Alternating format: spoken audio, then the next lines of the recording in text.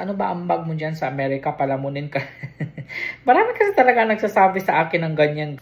Hi everyone, good morning. So, kung dati, coffee, premium coffee with milk. Nagawa lang ako ng tsaa. Palagi nyo na kami nakikita dito.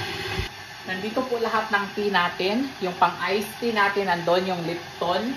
Nandito yung mga pang healthy na iced tea. Ayan po, lemon ginger herbal tea and cozy chamomile. Mga pangkatulog po siya guys. And all dandelion. Then meron din tayong mga basta different kinds of tea. Si John, coffee lang sa kanya.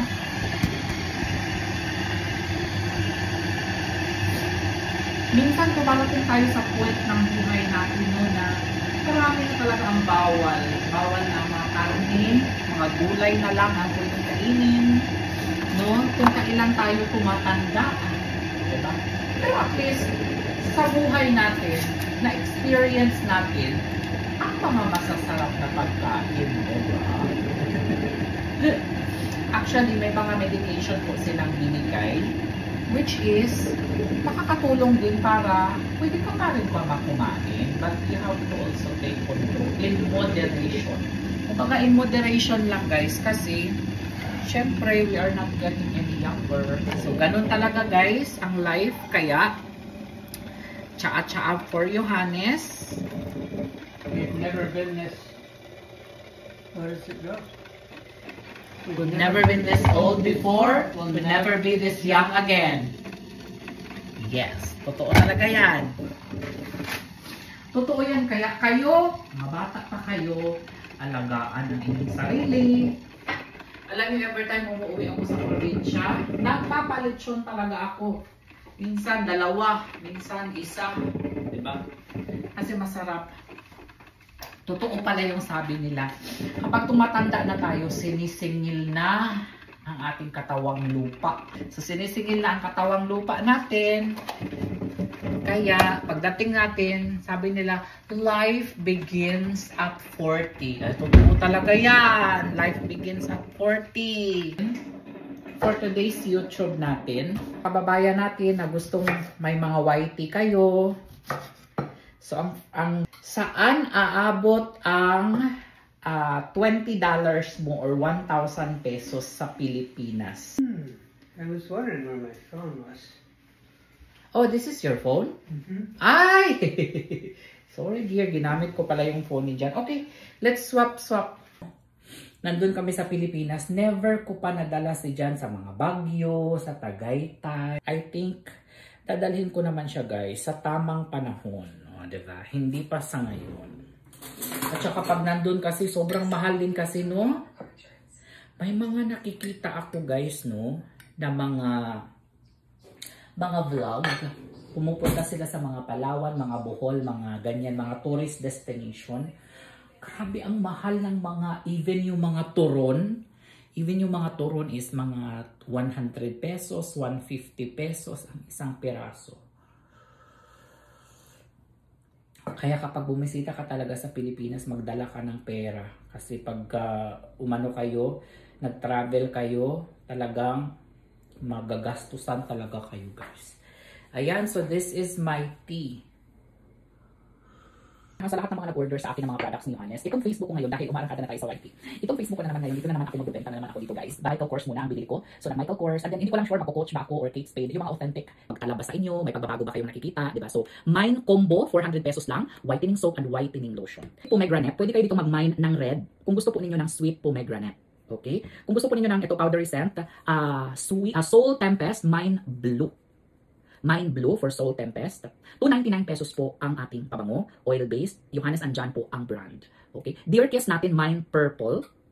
Mine Green naman for Flower Sweetheart. May mga nag-PM na po sa akin. Nakikita ko na po. Mamaya ko po kayo re-replyan. Love Mary Mine Pink. Actually, nagkakaubusan na din ito guys eh. Mine Yellow for Honey Daydream. And Mine sa panlalaki. Mine panlalaki for Dear John. If you want to avail the 7 scents of Your Highness perfume, Mine All. Mine All tayo dito sa perfume. Dumating na naman ang bayarin ngayong month. Ito ay para sa gas. Gas only. $53. Hindi kasi wala kaming rice cooker dito. Sa mga nagtatanong, Johannes, bakit wala kang rice cooker? Bakit sa stove ka pa din? Kasi guys, marami naman yung stove o 6 or 9 yung stove na available. So, I mean, 9 na pwedeng lutuan ba? So, $53 for the gas monthly. So, that's parang same lang din sa gasol sa Pilipinas, guys, no? $53. Ilan ba? 1.5 sa ano, di ba? Ay, 1.5 lang sa Pilipinas ang gasol. Ito, $53. So, magkano ang $53? 2,500 to 3,000 pesos. Mahal din pala siya. February, what today, dear? 12? Wow.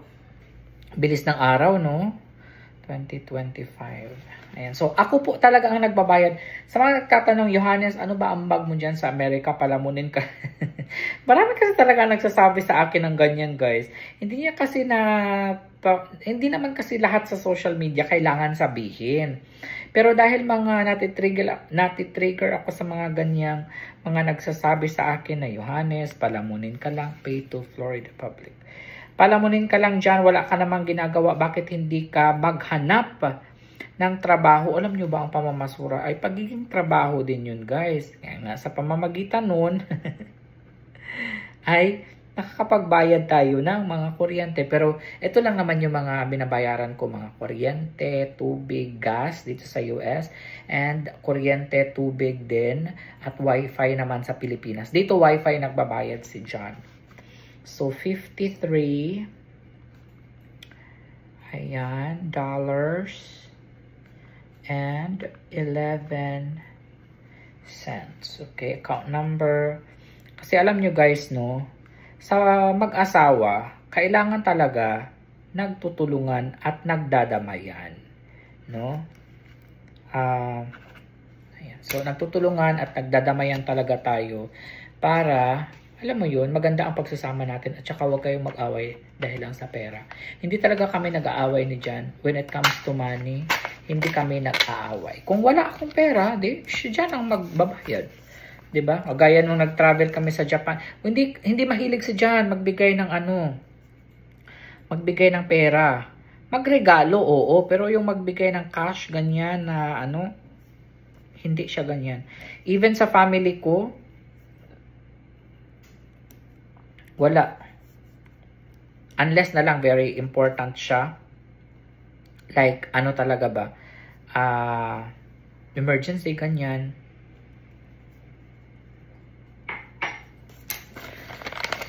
So, dito, si Johannes nagbabayad ng bill. Alam mo dito sa Amerika guys, nung kahit sabihin mo na marami kang pera, malaki ang sweldo mo dito.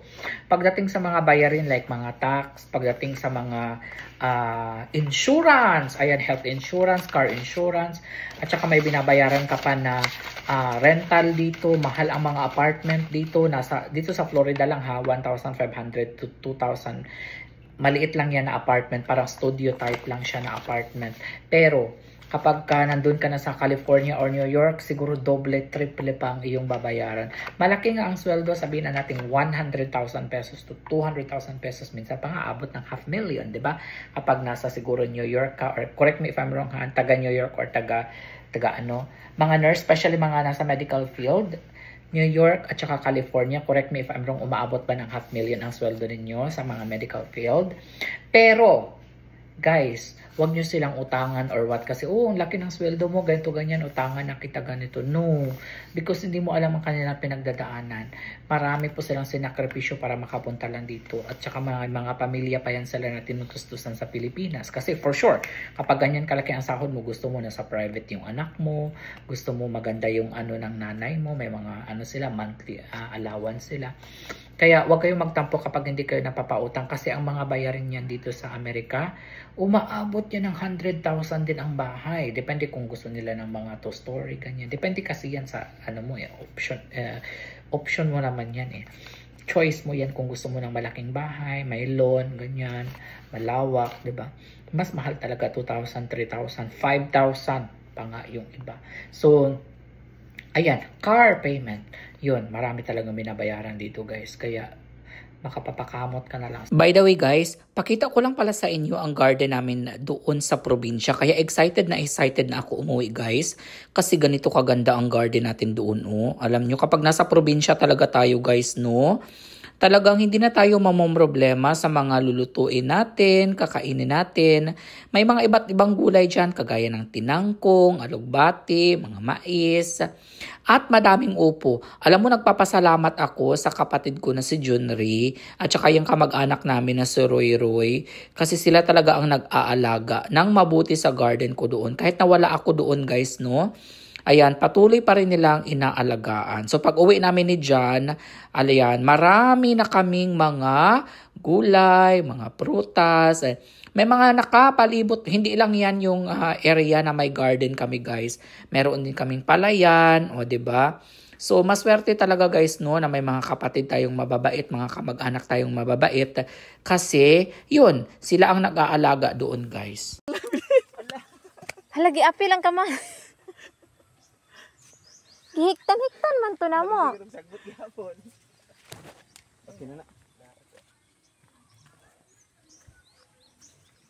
Daghan kay bunga ang ampalaya ba? Pwede ko rin ang palaya lang mo. Daghan kay bunga oh.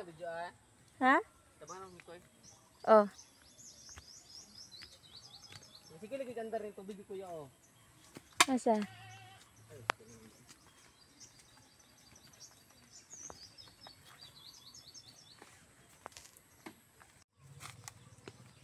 Mag-vlog sa may pre.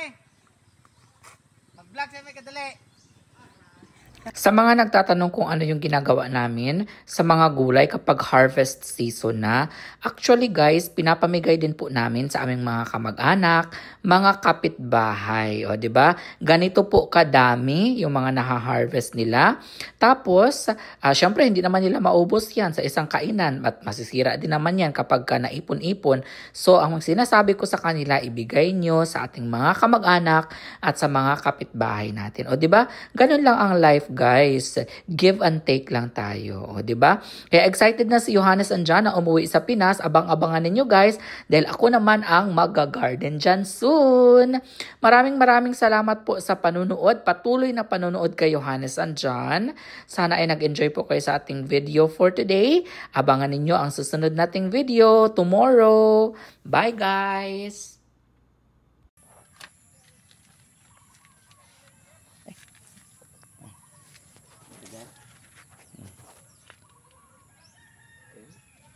Wala pa. Pangit ang pagkakuan.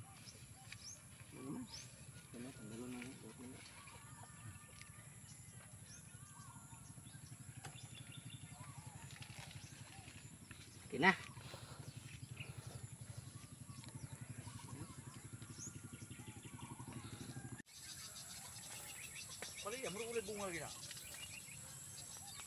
Hari na guys, mamimigay tayo guys.